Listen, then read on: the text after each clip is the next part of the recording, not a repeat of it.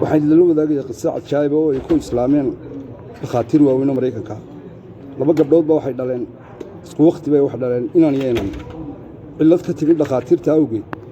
ayaa isu bedelmeen labadii ciyaal ah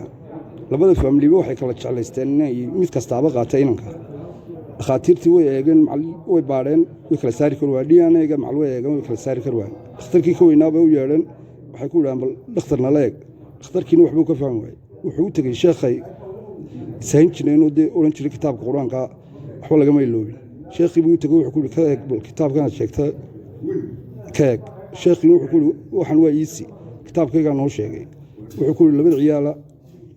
gabadha ilmaha dhashay ninka inanka dhashay caanaheeda way culays gabadhano gabadha